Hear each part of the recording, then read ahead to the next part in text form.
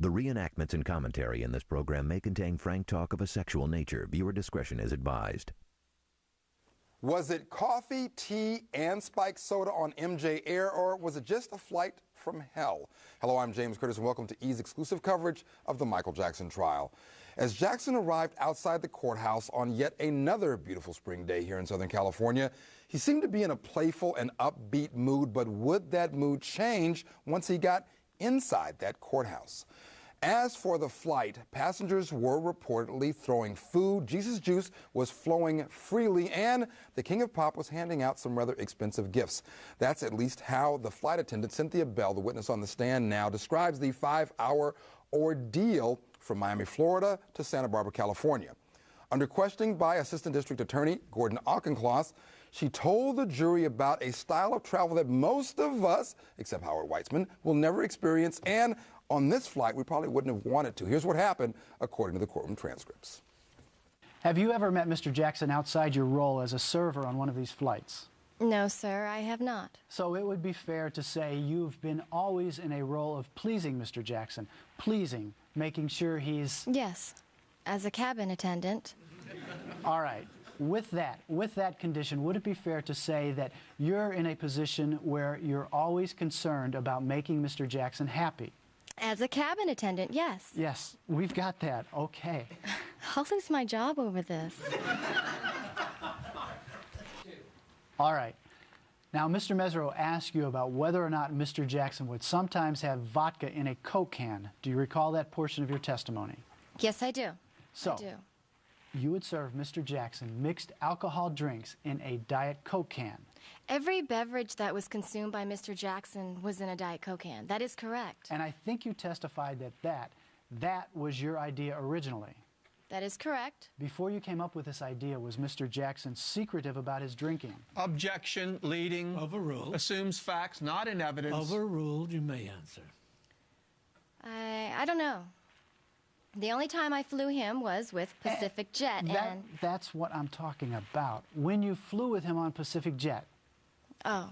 Was he open about his drinking on Pacific Jet? No, sir, he was not. What makes you say that? Because I served him out of a blue... It was almost like a... Not a Tupperware thing. I can't describe it. I mean, it was sort of like... I mean, it was a cup, but it wasn't transparent. It was sort of a Tupperware. Plastic cup. Right. Plastic cup. There you go. Next, from plastic cups to crystal fluted champagne glasses, but none such for the King of Pop. Did Mr. Jackson ever object to being served in a plastic cup? No. Did he ever object to being served in a Diet Coke can? No. Did you believe that that's how he wanted his beverage, his alcoholic beverages served in Diet Coke cans and in this plastic cup when you did so?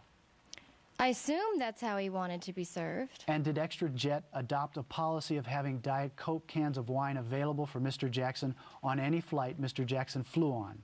Yes, sir. So even when you weren't flying, he was always served with a Diet Coke can, as far as you know? Yes, I would give that information to our flight attendants. So you shared that with other flight attendants at ExtraJet? That is correct. Was this information did this information about serving wine in Diet Coke cans ever appear in writing on any ExtraJet manifest or order or anything like that? No, sir. We signed confidentiality agreements, and that would be something that would fall under a confidentiality agreement. Okay, speaking of that, the reason you gave for doing this was because you believe that Mr. Jackson wanted to keep his drinking a secret from his children. Private from his children, yes. He didn't want his children to know he was drinking. Yes. Didn't want his children to know he was drinking. Ricky Kleeman, it seems like a rather reasonable explanation, especially if we're led to believe, as we're led to believe, he's a little nervous when he's in the air. He's not the only one. Well, precisely correct. In fact, it's not only this flight attendant, but others who have testified that Michael Jackson is a nervous flyer, that as much as he may fly in this private plane or this chartered plane, that he is someone who gets scared when he flies. So he's not the only one. I got to tell you, I really don't like flying. I do it sort of as a necessary evil, but that's every why time you have that Diet Coke can. There you go, exactly. You carry with me all the time, everywhere I go, Howard. But, you know, I get nervous. A lot of people do. We fly because we need to for work or whatever the case may be, but flying to that rough air is no fun for anybody. And you know what's important about this is this Diet Coke can. It turns out there's a very innocent explanation for it, and that's been turned into something very sinister and nefarious by Gavin and his family. But it's yet the first example, probably of many, of something that is innocent that they've turned into something else. You can make the innocent argument, Sean, but Howard, isn't there? You have to give it at least a little bit to the prosecution with respect to it corroborates the testimony of these two young kids. No, the only thing it corroborates, which is no secret, is that Michael chooses to hide his drinking from the kids, and he drinks his alcoholic beverages or wine out of a Diet Coke can. But don't we now know and have support for the idea that these kids drank from alcohol from this can? Absolutely not. Oh, That's baloney. No, and we're going to hear from this witness that she's watching Michael and the kid throughout the entire flight and never sees that. But these kids talk about in previous testimony drinking from the Coke can and describe the taste, right? But you really can't get there. Howard is exactly right. Because Three against one. Wait. No, because I'll often argue the prosecution side of this case. But there's corroboration and there's not corroboration. And in this case, all it corroborates is that he, Michael Jackson, drinks alcohol out of a Diet Coke can. It does not corroborate that the kids do. Oh, Ricky, doggone it. You lose an ally. Sean's back, and they're all against me now. Now, as the flight attendant continues, Auchincloss wants to know, is Michael Jackson, as I said just a moment ago, a frightened white-knuckle flyer, or is he just a heavy white wine drinker? All right. So would anyone on that flight have any way of knowing that there was wine in that Coke can or rum and Coke in that Coke can unless they took a sip of it? Objection. Calls for speculation. Leading. Sustained. Did he ever explain to you why he was hiding the fact that he is a drinker from his children? Objection. Asked and answered. Sustained. On the flight home from Florida. Uh-huh. Did Mr. Jackson become intoxicated? Do you understand the question? I don't. Intoxicated?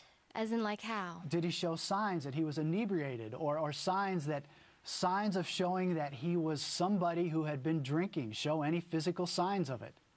Yes. In what way? Well, he's a very nervous flyer, and he was just a lot more relaxed, but by no means was he drunk. I was more worried about the two girls. I actually stopped pouring them alcohol. Okay. But didn't you testify in the grand jury that he was intoxicated? Yes. This question has got to go to Howard. Howard, and I hope it doesn't get into... I totally understand it now. No. This goes to the flying under the influence cause of that. Yes, there it goes, Oh, you kid. Okay, Howard. And I know that this may get very close to attorney-client privilege information. I know you will refuse to answer, and you have representation adequate on both sides. No privilege as to whether or not he observed Michael Jackson as a drinker. Well, and that was my question. Do you know, or can you tell us, having represented Michael Jackson in the past, not on this incident, and in this case, whether or not he drinks? I mean, does he like to drink? Does he... Can I tell you? Yes. Will I tell you? Sure. To the best of my knowledge, I never saw him drink very much at all. You ever been on a plane with him? I'm sorry. Yes. There's and no drinking? Now, see, no, wait. He's giving these really short, don't give the interrogator any room or leeway. Actually, ever been on a plane with him, I have never been on a plane with him.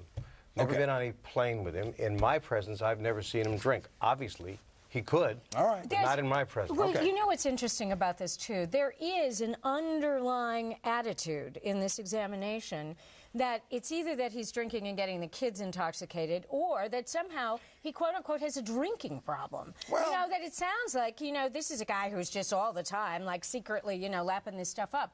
Whether it's intended that way or not. But this is a woman as a witness who is not going to bite. Yeah, I don't think so. But, Sean, do you agree with that? I don't necessarily take that spin on it, that he has a drinking problem. No, I didn't take that spin at all. My husband actually is a background singer for Michael Jackson for many, many years and has flown with him on many occasions. We exposed yet another bias. Hello. I asked him about the drinking, and he said he'd never seen Michael drinking. Okay, I want to interrogate him myself, just like I did Howard a minute ago, even though I think Howard won that round again. When we return, a sleeping doctor and weapons of mass consumption. Stay with us.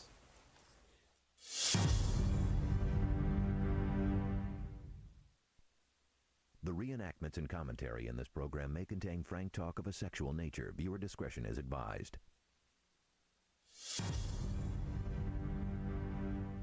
Welcome back. In recent testimony from comedians and comedy club owners, at least one, we've heard the young accuser talked about in some fairly positive, even glowing terms at times. But when answering questions from the assistant district attorney, Gordon Auchincloss, the flight attendant, Cynthia Bell, seems to be describing an entirely different child.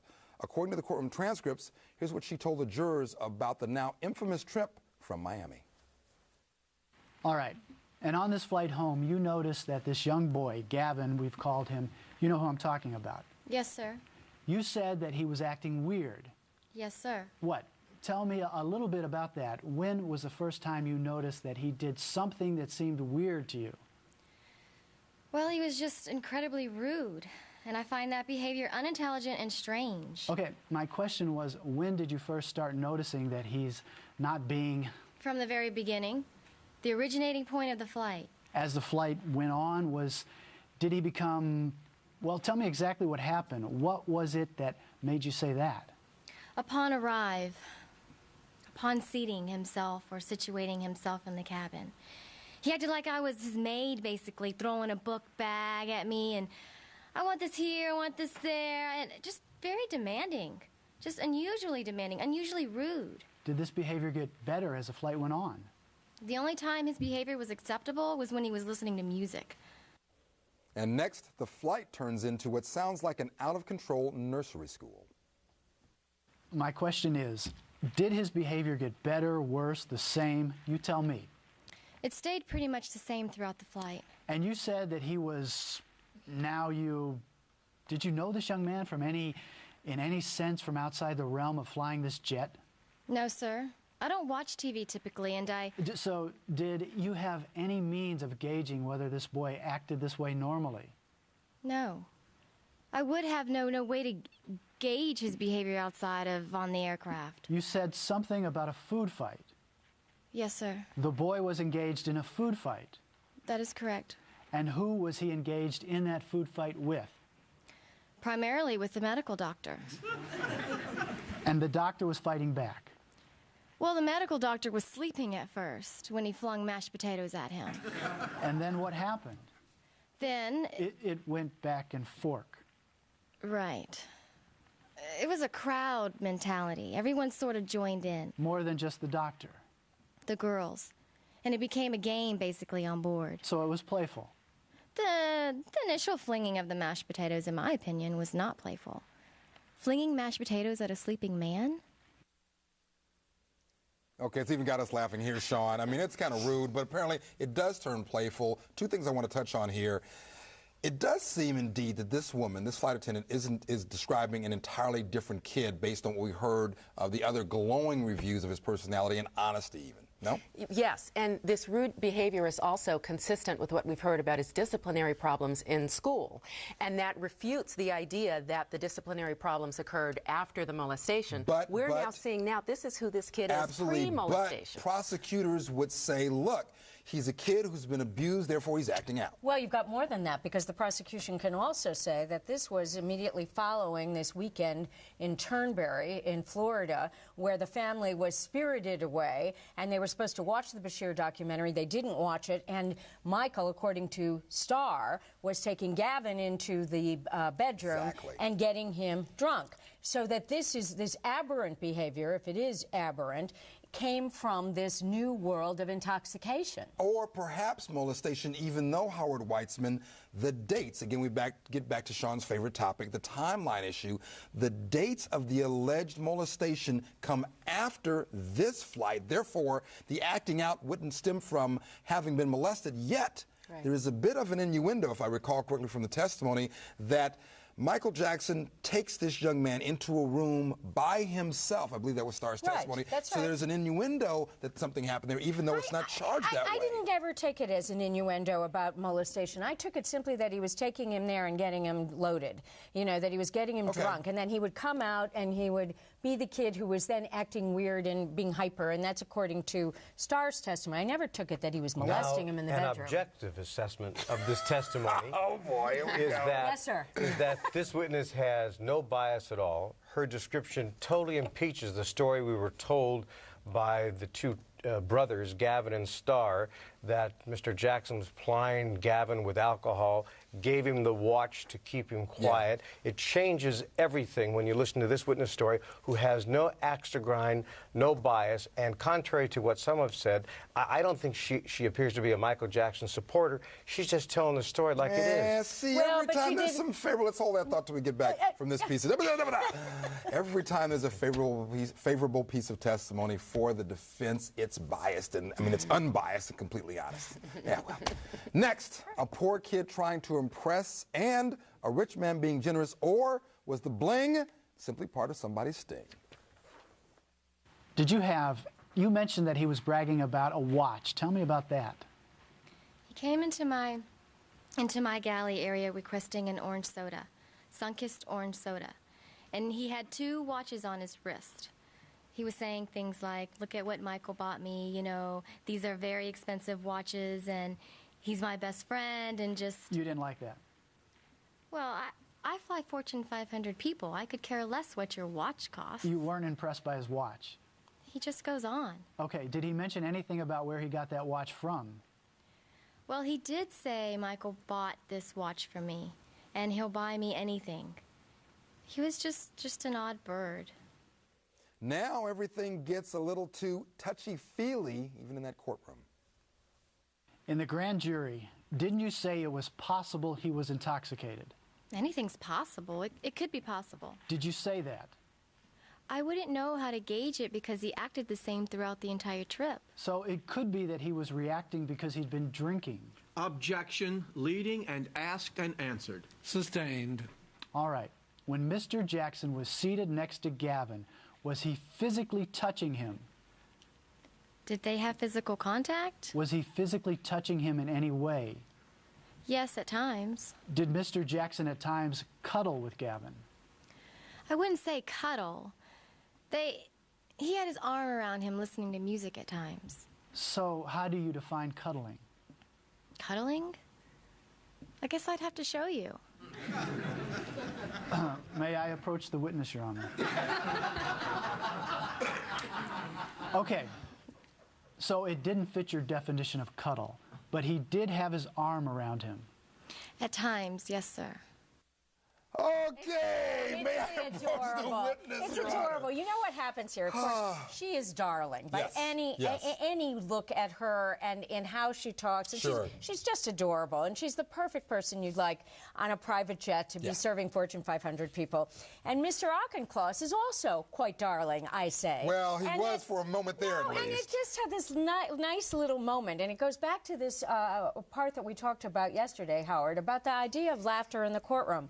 Mesereau got some, now Auchincloss gets some, and he gets some with a witness who is not helping him, and yet he becomes the person now who is likable. It was very smart. Let's explore that for a little while. Howard and Sean, with respect to the whole idea of laughter in the courtroom, we've all been in homicide cases where, on occasion, especially in lengthy trials, something happens and people start laughing to release the tension. Sure. How does that play overall? How do jurors take it? Does it still, nonetheless, its appropriateness at the time, come off as inappropriate sometimes? Well, you know, I don't know if you'll disagree, but it's very difficult, I think, in a serious case representing a defendant charged to allow there to be laughter because you want the jury to know that you consider this very serious. Exactly. At the same time, you don't want to come off as, you know, being someone without a sense of humor, but I think you have to strike a balance and make sure that everybody appreciates this is very serious to your client and to you. Howard? I'm actually pretty good at this. You're funny? In terms What, am I funny? No, eliminating the tension in a courtroom is very important. Yeah. Jurors appreciate it. Court staff appreciates it. Everybody involved with the case. And you have to do it. Sometimes it's planned. Sometimes it's like this. This lady throws a line out, and even this young this district hardened attorney. defense It's, attorney, you know, it's prosecutor that he That's is. right, and it really is good. And I'm just prompted to think about the fact that there was this earlier testimony, right, about that there were no clocks in Neverland and they never knew what time it was. And yet here they're coming across the country, and little Gavin just got to watch. Good point. Good observation. That's why top 5, right? Top 5 in the country. That's what it was. I feel like I'm When we cheating. return, should the king of pop crack the whip when kids run wild? Stay with us.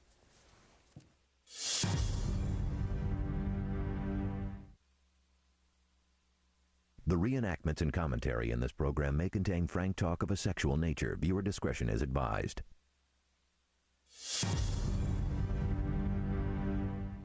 Welcome back.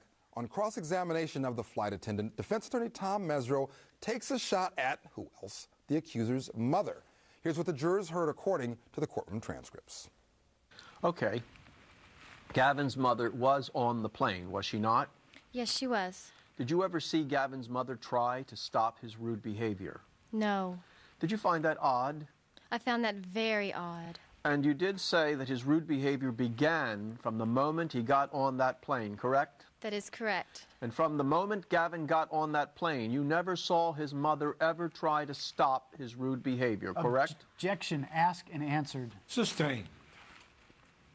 How soon after Gavin got on that plane did the rude behavior start? Immediately. Well, if this witness, the flight attendant Cynthia Ann Bell, is to be believed, you might not want to sit next to this accuser. And what was the first rude thing he did? He threw his book bag at me and started ordering me around the cabin as to where he wanted placement of his items. And how did you respond to that? Polite and efficiently. Was his mother near him when he began the rude behavior? Yes. And if you recall, where was his mother when Gavin began this rude behavior? She entered the aircraft behind him. Was it obvious to you that she could see his rude behavior? Absolutely. What's the next rude thing you recall him doing on the plane? He was just very demanding throughout the entire flight, with wanting to get his needs met. Whether it was, you know, more ice in his orange soda, to no coleslaw on his plate with his chicken, more mashed potatoes. It seemed like nothing. His chicken wasn't warm. I want a side of coleslaw. I don't want it on the same plate. Just unusual things. You can tell that. Like he was a newcomer to these sort of flights. Either you have people who are really polite or lovely, or you have people who are really demanding. And they feel like they need to be that way to make them feel important. I'm not sure why, but he was very demanding throughout the entire flight. All right, here's my one effort for the day to get an admission out of Sean Chapman Holly. Sean, this conduct, although it looks pretty good for the defense at first blush, this is a rude kid, a kid being demanding, a kid therefore perhaps capable of doing things that aren't very nice, like lying about what happened to him. But isn't it also understandable that, hey, this kid, again, is in a new environment. He's on a plane, a private jet, and he just really doesn't know what to do with himself. It's not necessarily malicious or bad. You will get no admission from me here, James. Why am I not surprised? Why am I not surprised? I'm sorry. I think this fits into the defense theory that these accusations that this child ultimately makes are hatched in part and motivated by the abandonment of Michael Jackson. Here he is on this plane talking about, look at my watch, bring me this, bring me that. Acting like a He's mess. got this sort of grand superior thing that he's gotten now because of his association with Michael Jackson. When he feels abandoned by Michael Jackson, that then provides the motivation for the plan to be hatched. But Ricky Kleeman, does the behavior that we're seeing, acting like a spoiled brat, if you will, might argue the defense at the very least, does that necessarily translate into hatching the plan or the plot? No, of course not. He can act like a spoiled brat at the age of 13. He is a kid who has gone through cancer. He's been a poor kid. We have heard about his environment. And suddenly he is surrounded with all of these riches in this extraordinary environment of flying down to Turnberry and going into this private plane. And so he's acting out. I mean, he's 13, for heaven's sake. He's 13, for heaven's sakes, Howard. Come on, give it up. He's lucky he wasn't flying with me. I'll tell you that right now that I have no doubt about. However, it certainly isn't consistent with being intimidated, afraid, dominated by Michael Jackson. Oh, come on, wait. There's a big difference between not being consistent with being afraid and being the whole idea that this is a kid who is acting out, perhaps if we want to call him like a spoiled brat, being rude according to the flight attendant, and not wanting to tell someone you've been molested by another man. A totally different thing, Howard. Come on. Well, you have to concede that at the very least. First of all, I don't have to concede anything. Well, I know that, but I happen to disagree. Secondly, it does also show the mother doesn't really have control over him. And look, here's the bottom line. True. It doesn't go to whether or not Michael Jackson later in the period molested him. Taken, counsel. Am I black and blue yet? Am I just getting beat up and I'm so buffeted trying by to all protect sides? you. Yeah, well, I don't need a shield or something right here. Next. Sometimes service with a smile, like I'm trying to do right here, is not as easy as it looks, folks. A programming note. The two girls mentioned in this testimony are the accuser's sister, Davlin, and a friend of the sister. Did you have your eye on Gavin all the time while he was with the two girls that were drinking? It was hard not to. He was so demanding. Did he demand things of you while he was sitting with the girls that were drinking on the divan?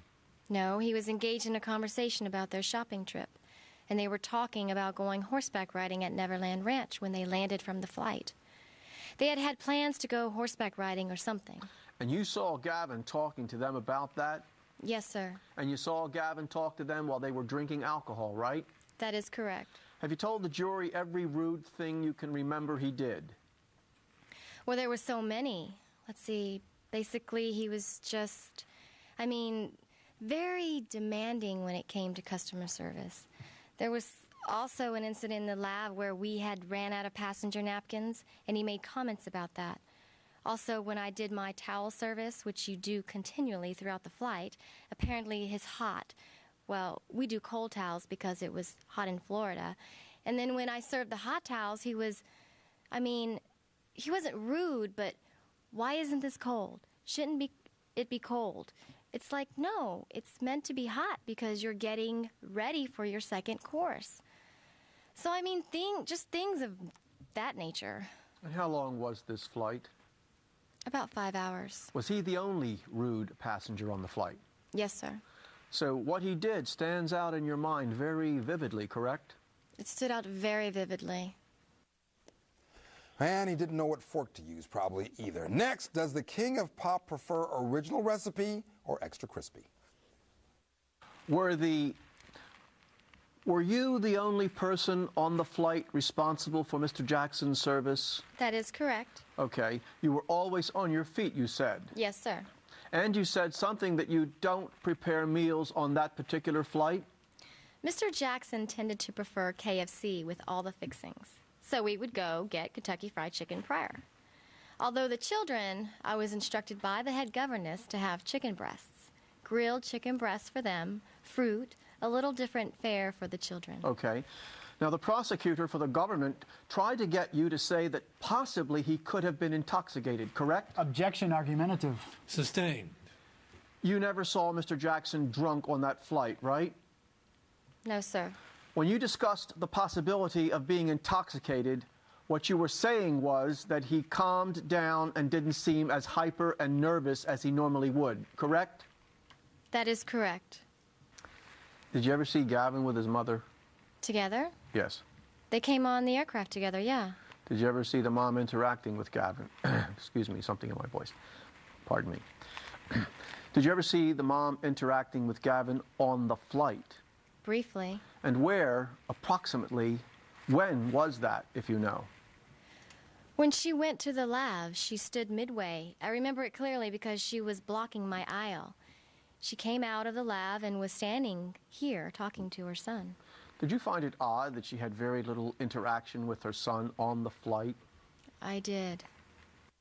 All right, Sean Chapman-Holly, now this woman is an expert on maternal interactions. I'm not sure if that's appropriate, but of course I don't want to talk to you about that.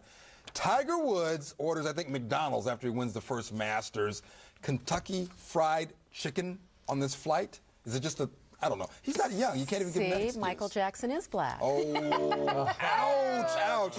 See, Howard and Ricky couldn't say that, but I we can. understand. Okay, but you know what I really liked? I liked that he It would be didn't churches, have wouldn't it, if it was- Kentucky Fried Chicken for the children, but chicken breasts, grilled chicken breasts for the children. It demonstrates another aspect of Michael Jackson. He cares about the well-being and the health of these children. Well, he is I trying like to that. provide ostensibly some That was a healthier pretty food, good but it's reach. I still, like that. it's still Kentucky Fried Chicken, and we don't want to get in trouble with anybody. No, offending he companies that are has, gonna make money. he has grilled Come on. chicken breasts for the children. There is separate something, for though, them. there really is something seriously that's very odd about this cross-examination, which as I look at it and listen to it now, I thought that Tom Mesereau's theory of the case was that the mother controlled the kids. The mother was really the person who was putting this all in motion. Now we have the cross saying that she has nothing to do with the children on the plane beyond a conversation at the lavatory. So I don't get that theory of the case in this cross.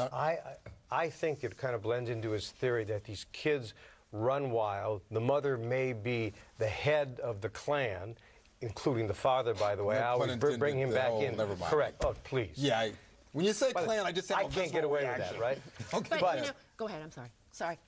But it does fit in, I think, with the theory that the kids ran wild and she allowed them to run wild. And that's part of what Mesereau has said to date. And remember, we also have the mother not being at the hospital when he's getting the cancer treatments, and we have the mother allowing Yes, him to go yes. sleep in Michael Jackson's room while she's at the ranch. continual theme Yeah, that the mother may is be- not. I stand corrected. Not only, just a different view. certainly, but not only the continual thing with respect to this particular parent, but now, in light of the judge's ruling that's going to let these supposed previous bad acts in, what about those parents? When we return, you've heard his name tossed around a lot in previous testimony. Now, the doctor himself is in the house. Stay with us.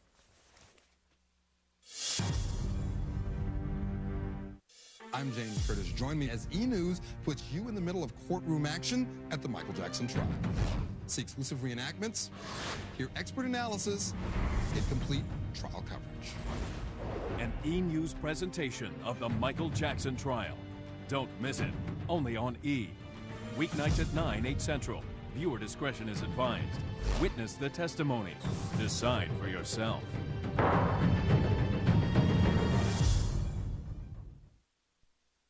The reenactments and commentary in this program may contain frank talk of a sexual nature. Viewer discretion is advised.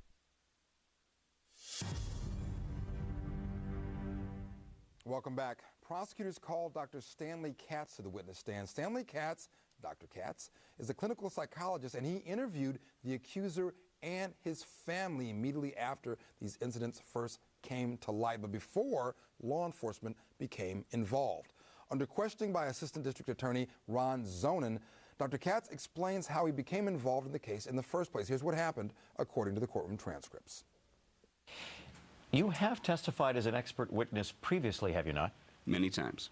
Do you consider a specialty of your practice dealing with abused children? One of my specialties, yes. When you say abused children, do we mean more than sexually abused children? That's correct. So what categories of abuse do we deal with in your specialty? Physical abuse, endangering, neglect, emotional abuse, and sexual abuse.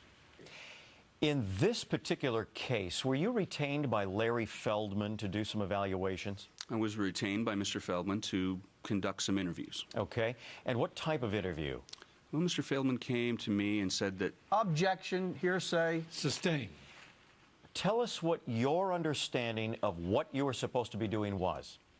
My understanding was that I was to interview 3 children regarding allegations that they've been either mistreated, abused, possibly molested, and that they had participated in a television program without their consent, and that there were numerous allegations. He wanted me to help sort it out. All right. Did you conduct the interviews? I did. And the interviews were with which children? With Gavin, Star, and Davelin. How many interviews with each of these children? 2 each. When did these interviews... No, excuse me. 2 with Gavin, 2 with Star, and 1 with Davelin. Did you interview their mother as well? I did. Interviewed without their consent. Did you catch that? Next, did the accuser have a hidden agenda? During the course of those interviews, did you discuss with either of the children the possibility of a lawsuit? I did. What was the purpose of that discussion? Objection to the extent it calls for hearsay. The question was, what was the purpose of the discussion, not what was said, so I'll overrule the objection. Go ahead. The purpose was, excuse me, to determine what the children's expectations were for talking to me and what they thought would happen as a result of talking to me. At the conclusion of all of these interviews, did you contact Child Protective Services or the Department of Child and Family Services in Los Angeles? I did not personally contact them. However, I did go to the Department of Children and Family Services on June 12, 2003, and made an oral report to the Department of Children and Family Services social workers. All right. Following that, did you have an interview with Santa Barbara County law enforcement? The next day I did. Did they contact you or did you contact them? They contacted me and left a message, and I returned their call. I have no further questions. Ricky Kleeman, and I should clarify, the interview that I was referring to was the interview on television without their consent that this witness testified to just a moment ago, not the interview with him without their consent. But that still seems odd. They're on television. They're talking. How do we get the without their consent part in? Well, I guess you get it from a lawyer. Well, I mean, seriously, because they didn't come up and say, we were interviewed on TV, we were in the Martin Bashir documentary without our consent, or that we were interviewed for a rebuttal video without our consent. They didn't say that. That's a legal phrase. And I have to tell you, on my trip to Santa Maria to the courthouse, I had an opportunity to see the outtakes of that so-called rebuttal video. Didn't look like any without your consent was going on right there. But Howard, let me shift gears with you. You are our Larry Feldman expert. Give us your insights about what's going on here. I don't know if Larry would agree with that. Larry's a friend for many, many years, a good lawyer, clearly in the middle of this, got Dr. Katz involved. The motivation has to have been, at least in part, a potential lawsuit in the future. And you have a psychiatrist, an expert, who has a mission, and his mission is to help create a scenario that might give rise to a lawsuit. And it bugs me to no end, and the important question, of course, is will it bug the jury that the cops aren't brought in until, oh, we felt like it. On cross-examination, defense attorney Tom Mesereau is not giving up on the idea of a hidden agenda. You've been involved in your career in a number of lawsuits involving allegations of child abuse, correct? That's correct. How many lawsuits involving allegations of child abuse do you think you've been involved in as a professional psychologist? In all venues? I mean, you mean family law, criminal? Sure.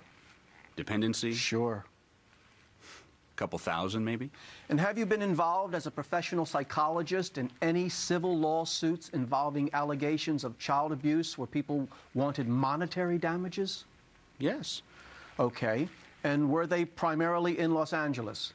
Yes. Are you aware that if a child is abused or claims they were abused, they have until the age of approximately 20 to file a lawsuit?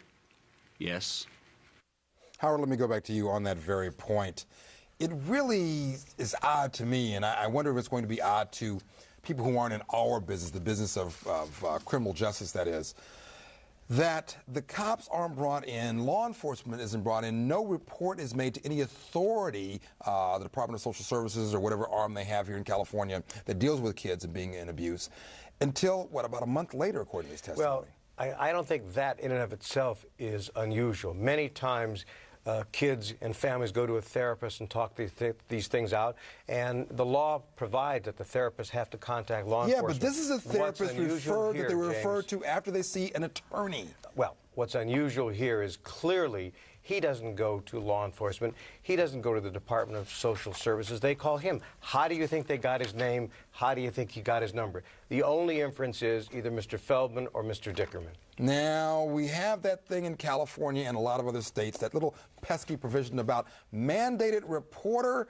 I don't think there's a time limit on that report, though, so I guess 30 days is okay. All right, I'll stop. When we return, the truth, the whole truth, and how in the heck do you know the truth when you see it walking down the street? Stay with us.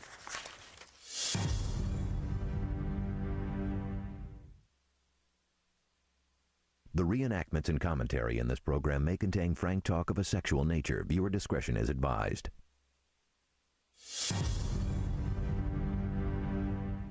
Welcome back. Now, deciding who's telling the truth can be a difficult task, even for the best doctors and lawyers, although moms have that secret intuition thing going on. But defense attorney Tom Mesereau wants to know whether Dr. Stanley Katz will go by his own book when he's making that determination. Here's what jurors heard according to the courtroom transcripts. You published an article called Stop the Witch Hunt for Child Molesters, correct? That's correct. In that article, you dealt with your concern about false allegations of child molestation, correct? Absolutely. You also published a book called The Codependency Conspiracy, correct? That's correct. And you published it with a woman named Amy Liu, correct? That's correct. And in that book, you talked about false allegations of child molestation, true? Yes. You said that lawyers have told you as many as 40% of child molestation allegations are false, correct? I'm not sure what context you're talking about, but certainly in certain venues, that is true. You said that lawyers charged with turning these allegations into convictions estimate that as many as 40% of the accusations are insubstantive, correct? I assume you're reading from my book. I am. Well, I'm not sure what precedes it, but if I said it in my book, I will stand by it that it's true. And that's a good thing. Next, does the doctor want a second bite from the apple? You told the jury that you were retained by attorney Larry Feldman in the Jordy case, correct? That's correct. That was a lawsuit that attorney Larry Feldman filed against Michael Jackson, correct? That's correct. That was in approximately 1992, correct? Yes. And you were paid money to work with Mr. Feldman on that case, correct? Well, I was paid for my time and services, not to work with Mr. Feldman. But he's the one that got you involved, true? He's the one that retained me on the case. Okay. And did he pay you a retainer on that case? I don't think he paid me a retainer. I think he paid me for the time I spent on the case. Okay. You've been in contact with him ever since, correct? On a periodic basis? I don't remember talking to Mr. Feldman. I don't remember talking to him in the last 10 years. I don't think I've been in contact, but I don't recall. Well, you don't recall? I don't know if he ever called or I ever ran into him, but I don't remember doing anything professionally with him for the last 10 years. Okay, I'm not asking if you did something professionally with him. Contact. I'm asking if you've had any contact of any kind with him before he referred the to you. Well, I'm trying to explain that. I have no social relationship with him. I don't go to dinner with him, or I've never been to his house. I don't have lunch with him, dinner with him. I may have had a phone call about something. I may have talked to him in the 10 years, but I don't have any other recollection, though.